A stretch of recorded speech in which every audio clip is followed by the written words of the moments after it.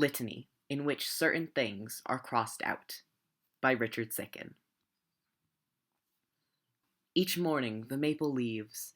Each morning, another chapter where the hero shifts from one foot to the other. Every morning, the same big and little words, all spelling out desire, all spelling out, you will be alone always, and then you will die. So maybe I wanted to give you something more than a catalog of non-definitive acts, something other than the desperation. Dear so-and-so, I'm sorry I couldn't come to your party. Dear so-and-so, I'm sorry I came to your party and seduced you and left you bruised and ruined, you poor thing. You want a better story. Who wouldn't? A forest, then. Beautiful trees, and a lady singing. Love on the water, love underwater, love, love, and so on. What a sweet lady! Sing, lady, sing! Of course, she wakes the dragon. Love always wakes the dragon, and suddenly, flames everywhere. I can tell already you think I'm the dragon. That would be so like me, but I'm not. I'm not the dragon. I'm not the princess either. Who am I? I'm just a writer. I write things down. I walk through your dreams and invent the future. Sure, I sink the boat of love, but that comes later. And yes, I swallow glass, but that comes later. And the part where I push you flush against the wall and every part of your body rubs against the bricks. Shut up. I'm getting to it. For a while, I thought I was the dragon. I guess I can tell you that now.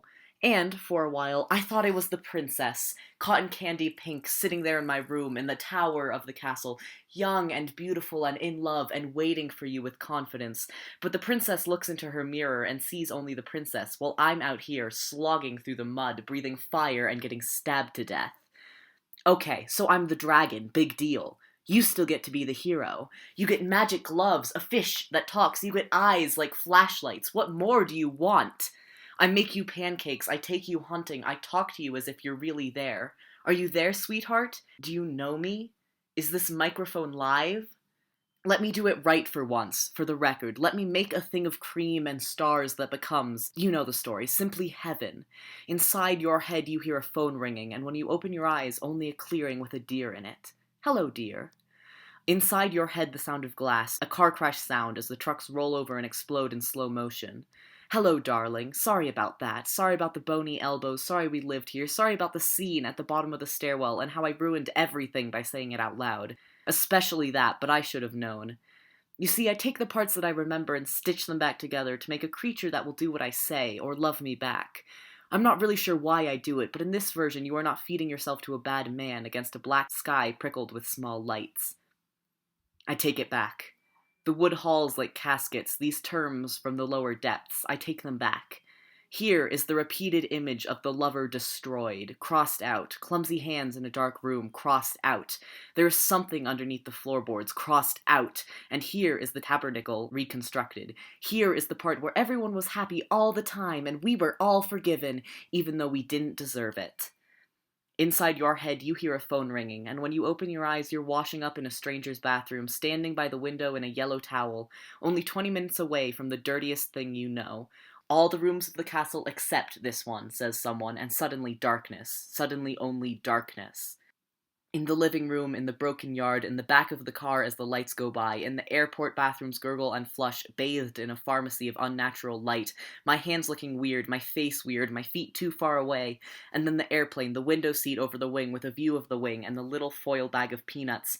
I arrived in the city and you met me at the station, smiling in a way that made me frightened. Down the alley, around the arcade, up the stairs of the building, to the little room with the broken faucets, your drawings, all your things. I looked out the window and said, this doesn't look that much different from home, because it didn't, but then I noticed the black sky and all those lights. We walked through the house to the elevated train. All these buildings, all that glass and the shiny, beautiful mechanical wind. We were inside the train car when I started to cry. You were crying too, smiling and crying in a way that made me even more hysterical.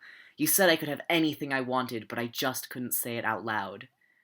Actually, you said love for you is larger than the usual romantic love. It's like a religion. It's terrifying. No one will ever want to sleep with you.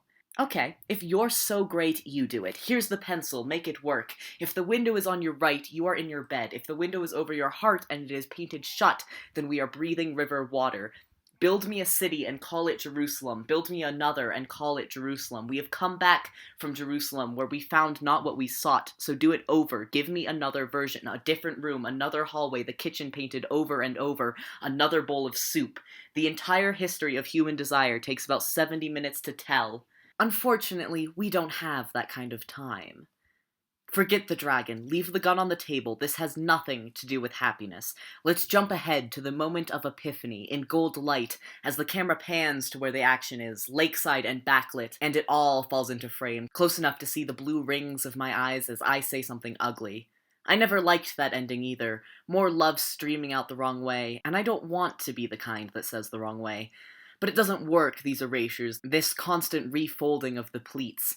There were some nice parts, sure, all lemon drop and melon ball, laughing in silk pajamas and the grains of sugar on the toast. Love, love, or whatever, take a number.